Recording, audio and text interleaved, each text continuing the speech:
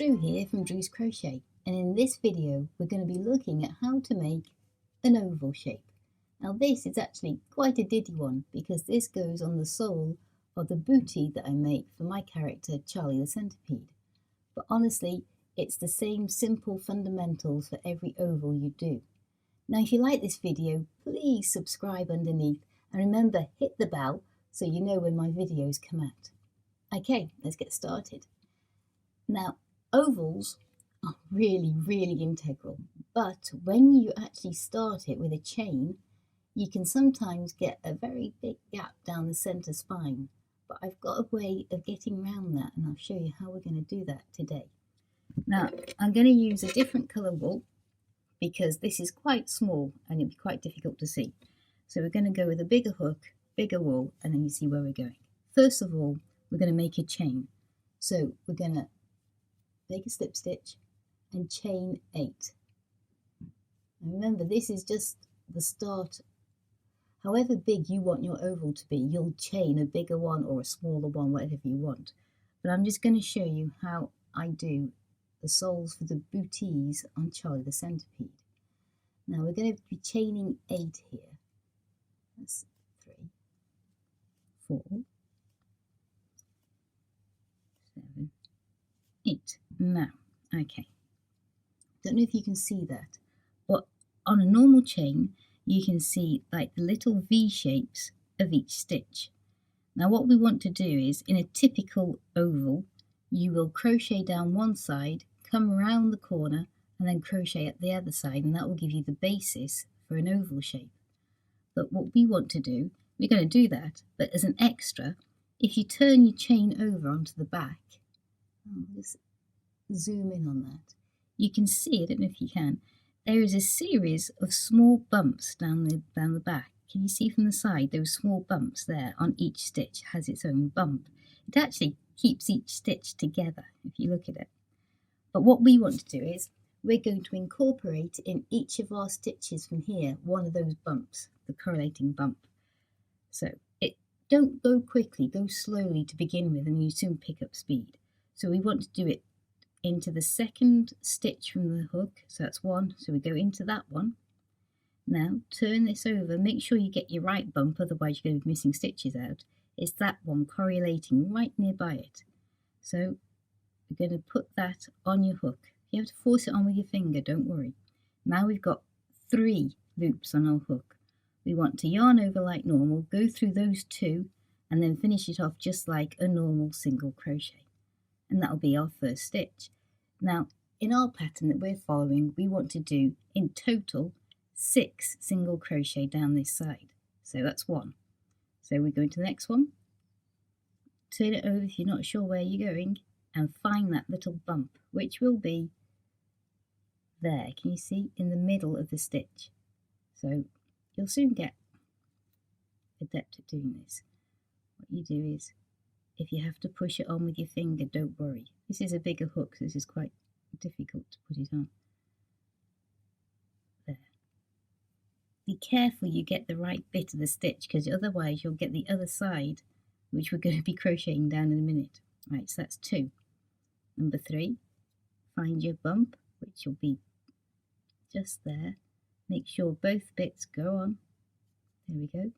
Take your time when you're doing this. You don't have to rush it. That'll be 3. Now 4, coming up to 4 again, find your little bump on the back. It might look fiddly, but honestly it's well worth it, so you don't get that gap down the spine of your oval when you're finished. What do you see? You see we're starting, you can see that's the spine, and that's the new row we're doing, and it's all no gap. So I think that was 4. Now if you get lost, just go back and count your V's. They're 1, 2, 3, 4, so this will be number 5. So go in there, find your little bump on the back, get both of them in at the same time, push it on with your finger if you need to. It helps not to do too tight a chain when you start. Okay, bring that back through, that will be 5, and the last one will be 6. Now once you've finished this, the final stitch here, This will be the first side of the oval. Now we've got one stitch remaining at the end.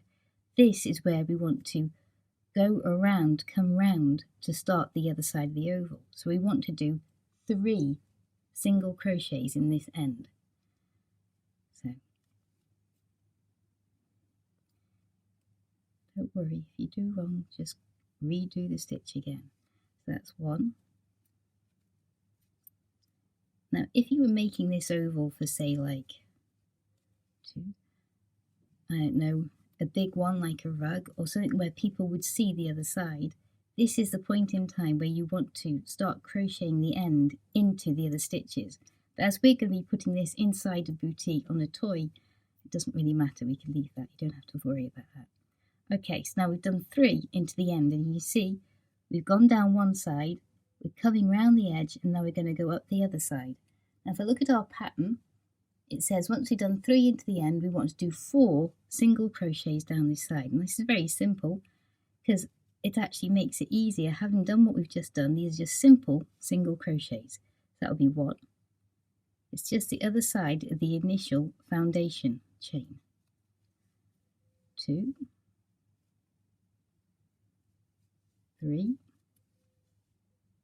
and the last stitch in the single crochets. There, that's 4. Now we're getting there. If we look at our pattern, we have to see that the last stitch of this round we're going to be increasing, because we are actually starting to form the increasing bit of the next round for our oval. So we just want to simply increase in this one.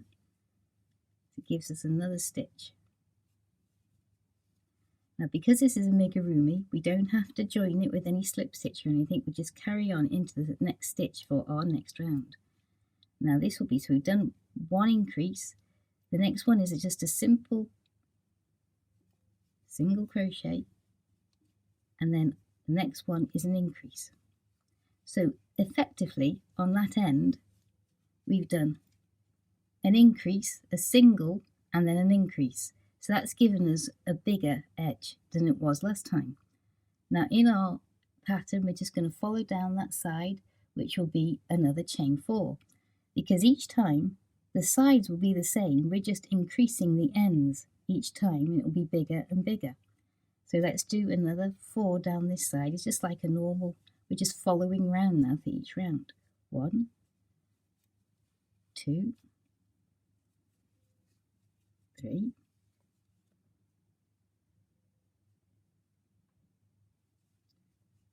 3, and 4.